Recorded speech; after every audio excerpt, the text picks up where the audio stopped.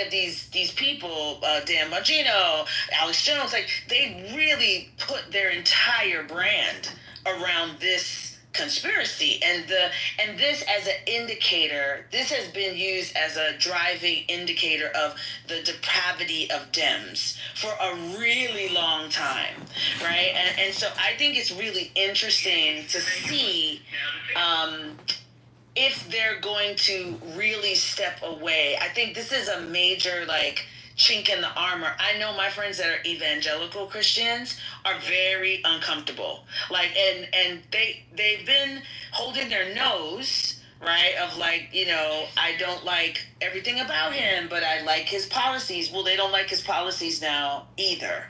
And this is such an insult of their intelligence that I think it's really interesting. I just think it's a little bit different than everything else that we've seen, and I'm curious to see like how it plays out. Like every accusation is a confession, right? You think about, remember the people that went to the pizza shop because they thought pedophiles are in the basement selling like these are true believers. They do believe this stuff. So it's interesting to see, like, now that their leader is obviously implicated, their ability to kind of step away from it, I find fascinating. Let's see. Yeah, we'll see. And I agree. I think there is a distinction in that wacko community. There's a difference between the true Trump believers who will do whatever he says, and the ones who the QAnons, the influencers. See, I don't think that Tucker Carlson's. At the end of the day, I think Bongino or whatever his name is. I think he's out of there. I think at the end of the day, he's actually he looks like he's gonna turn. I'm not so sure about Kash Patel, but I do think that the other guy is gonna turn. But the thing is you're right. This is different because it goes to the core of their belief system, which is there is this conspiracy of something outside of government that's controlling stuff. And so the argument does become, well, Trump is doing the cover up because he's being controlled by something else.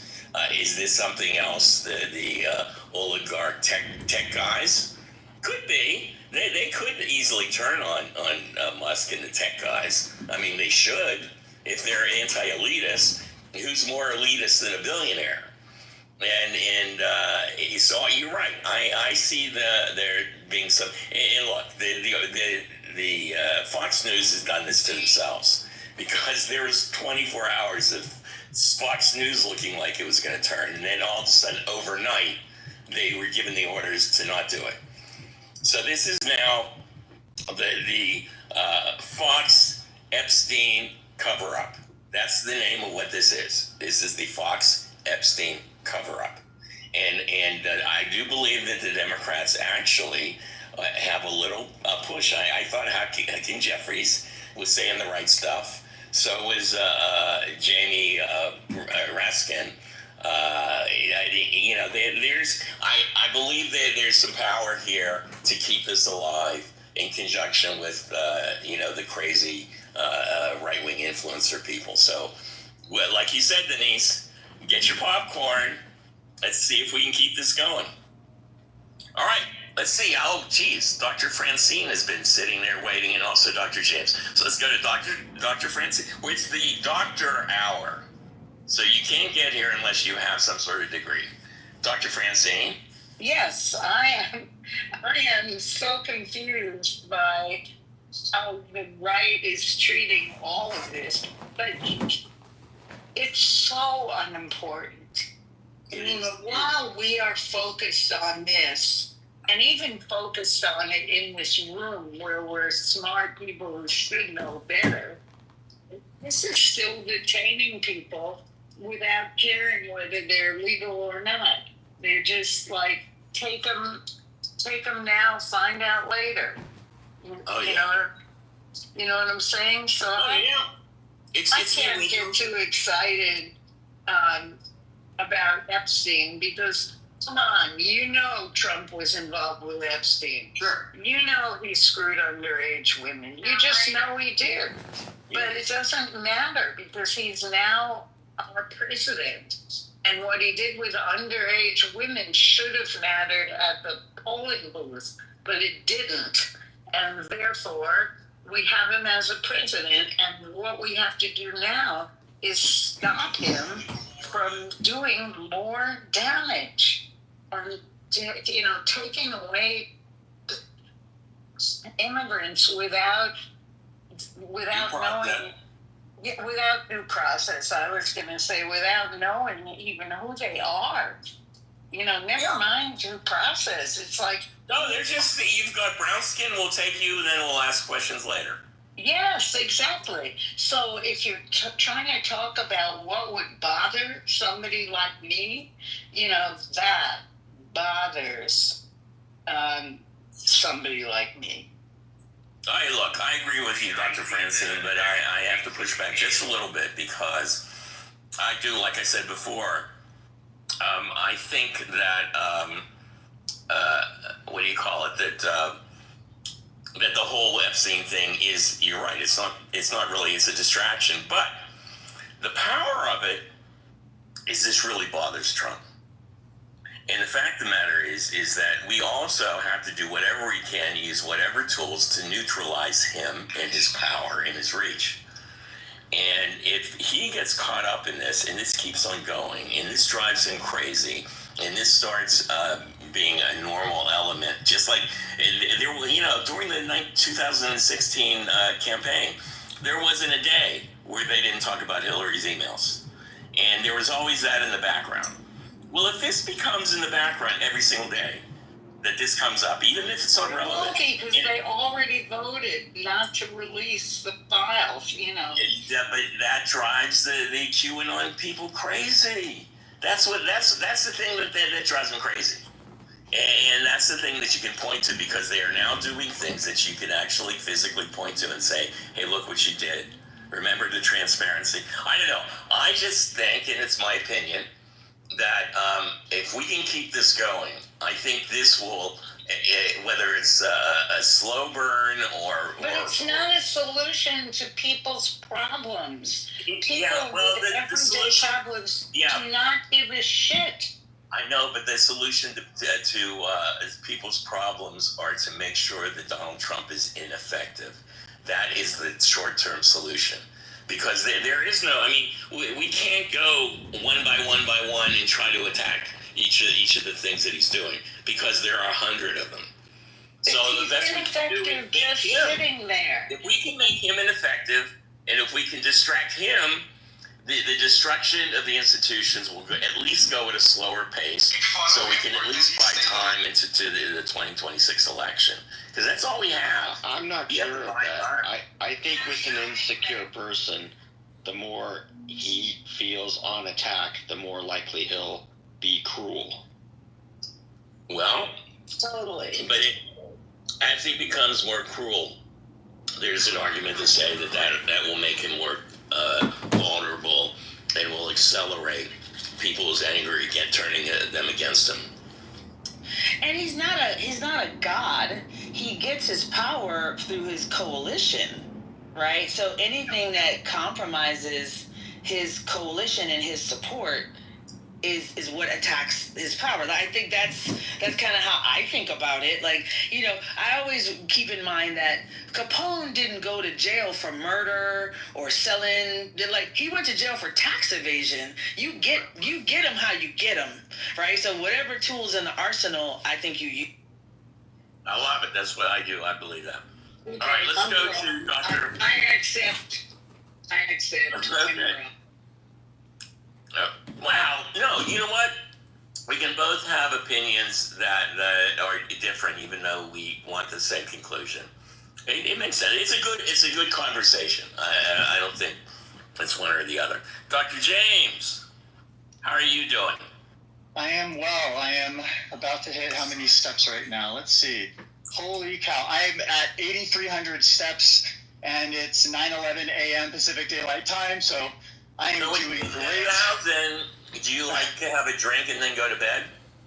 Exactly. I have some Cheetos. I get in front of the TV and I binge on I Love Lucy episodes. There you go. I love it. Yeah, so just a couple of things here. So I'll do the good news and the bad news. So here's some good news I just read. The number of homeless people in Los Angeles County declined by 4% for the second consecutive year, dropping to 72,308 individuals, according to data released by the Los Angeles Homeless Service Authority. And street homelessness showed steeper declines, with unsheltered populations dropping 9.5% countywide and 7.9% in the city, while the number of makeshift shelters, tents, and vehicles decreased 13.5%. And they say officials attributed this to progress to aggressive encampment clearing programs like Mayor Karen Bass's Inside Safe initiative and record high permanent housing placements of nearly 28,000 people in 2024.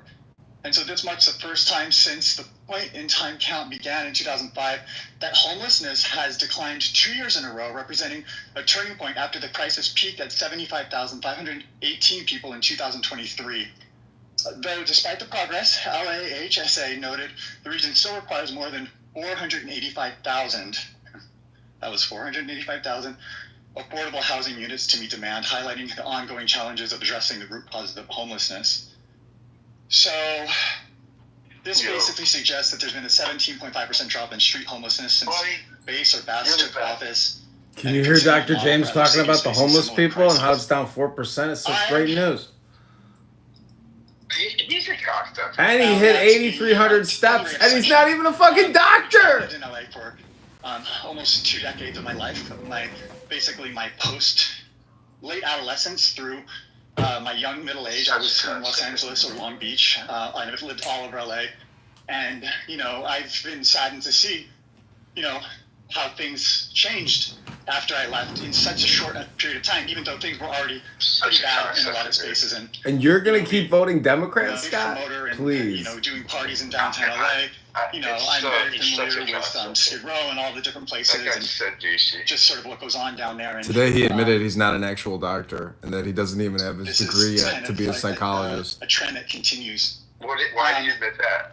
Okay, so that was good news. People were asking him about his career, and he's like pre-licensed, and he can't find a job. Any student who is repaying their loans and moved over to Biden's Save Plan, which basically he says he has terrible anxiety, capped our payments, and this app has been great for him. We're not paying towards our principal, and our interest rate was snowballing our debt, which that's happening. It is lunatic. It's a bunch of couch warriors. Give so that our loans would not snowball, and then we could actually pay them off. Oh, he's got huge educational loans. On August 1st, and so right now we're all in this weird administrative forbearance, which says 0% interest, but you're not making any credit towards your forgiveness right now in terms of the time spent. This is a man who has a huge amount of student loans, you can tell. Everything is projection, Scott. You just have to listen to what people are saying, and they're literally telling you about themselves every single time.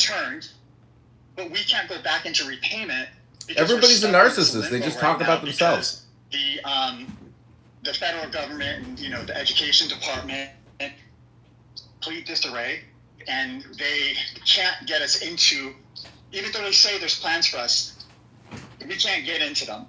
And so what's happening is we are going to be accruing interest without a means to do anything about it, to earn credit towards forgiveness. And this is a really precarious situation, especially because I just read that, this week or last week, judges decided he took out student loans and he can't pay it back. Are now going to be laid off at the Department of Education, and they are basically trying to return all of that sort of administrative duty back to the states.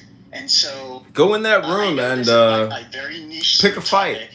Pick a fight with Ben and say, "Hey, this room's big." There are a huge number of us. This is the deep state clowns.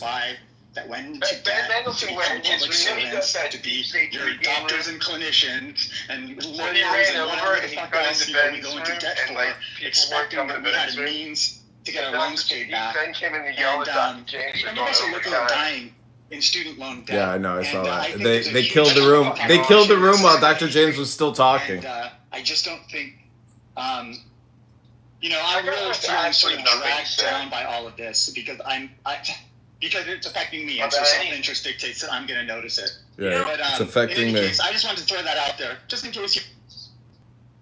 First of all, I think it's a good point, and we do want to hear it. One of the things that I love about this on Clubhouse is get to hear everybody's personal story.